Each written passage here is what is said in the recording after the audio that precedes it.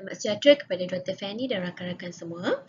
Saya Sultan Anak Perempuan Sundra. Okey, hari ini saya ingin membentangkan kertas cadangan saya secara ringkas yang bertajuk Keberkesanan Model Konstruktivisme 5 Fasa Nidam dalam Pengajaran dan Pembelajaran Ekonomi.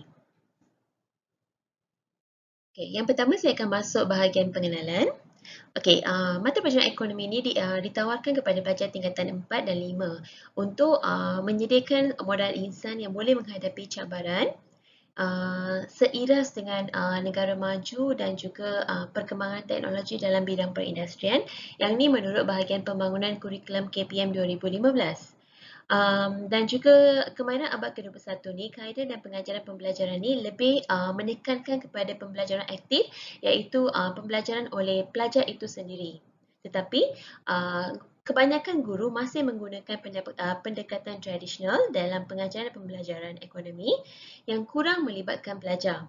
Ini menyebabkan pelajar ni berasa bosan dan kurang minat terhadap pembelajaran, dan akhirnya mereka akan mendapat keputusan yang rendah menurut Sickfield et al. 1996, Benzing Chris 1997, Becker dan Watts 2001, Ambotang et al. 2014. Oleh itu, guru ni perlu mencari satu pendekatan pembelajaran yang melibatkan pelajar secara aktif, yang boleh menguji minda pelajar, seperti contohnya pendekatan model konstruktivisme 5 fasa nidam. Okey, seterusnya penyertaan masalah. Mata pelajaran ekonomi ini adalah di bawah mata pelajaran elektif yang penting untuk pelajar pada peringkat SPM, iaitu tingkatan 4 dan 5.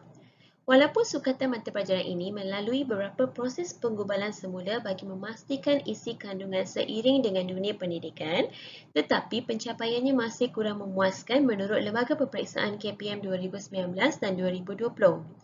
Laporan analisis keputusan SPM Daerah Kulai pada tahun 2018, 2019 dan 2020 juga mengatakan masih ramai lagi pelajar dalam kumpulan yang mendapat markah sederhana dan rendah kerana peratus lulus sahaja lebih tinggi berbanding dengan keputusan cemerlang dan kepujian pelajar.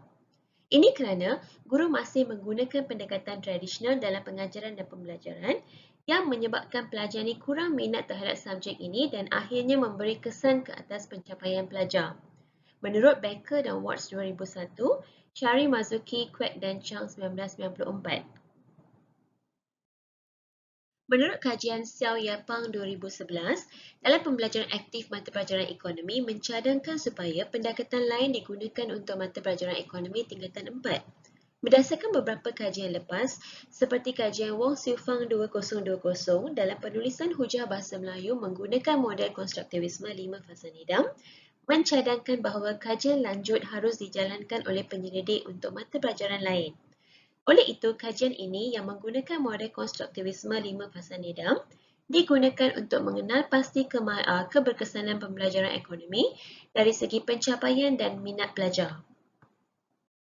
Okay, seterusnya tujuan kajian. Okay, kajian ini dijalankan untuk melihat keberkesanan model konstruktivisme 5 fasa nidam terhadap PDPC mata pelajaran ekonomi, pencapaian pelajar dan seterusnya minat pelajar.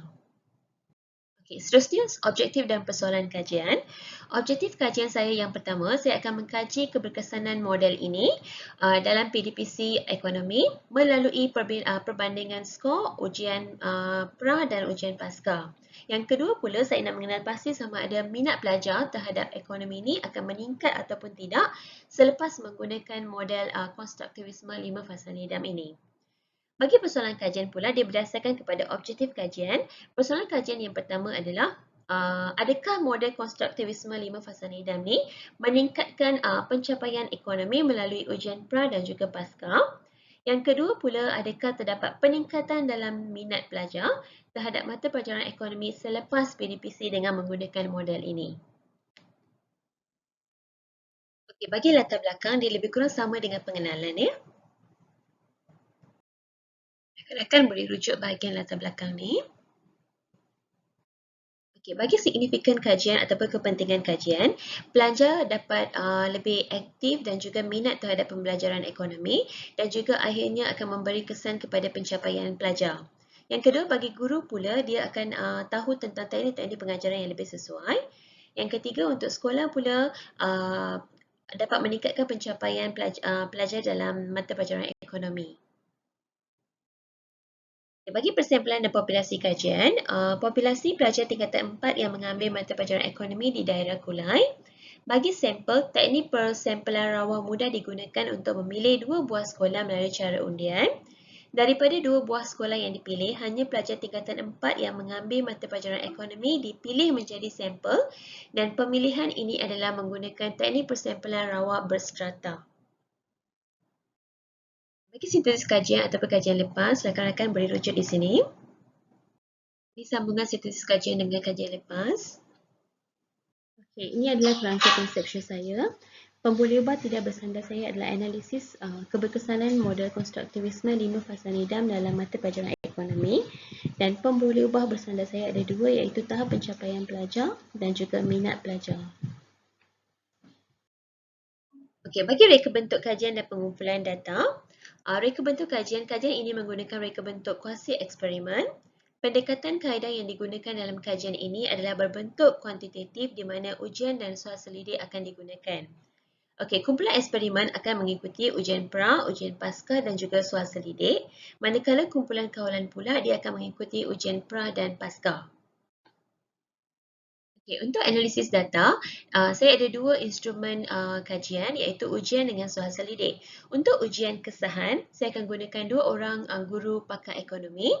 Untuk kebolehpercayaan iaitu kajian rintis pula, saya akan gunakan 20 orang pelajar ekonomi daripada sekolah lain. Untuk bahagian soal selidik, untuk kesahan saya akan gunakan SPSS dan untuk kebolehpercayaan atau kajian rintis, saya akan gunakan Cronbach Alpha. Itu sahaja pembincangan saya pada hari ini. Minta Dr. Fanny dan kawan-kawan kalau ada kesilapan, minta tolong betulkannya.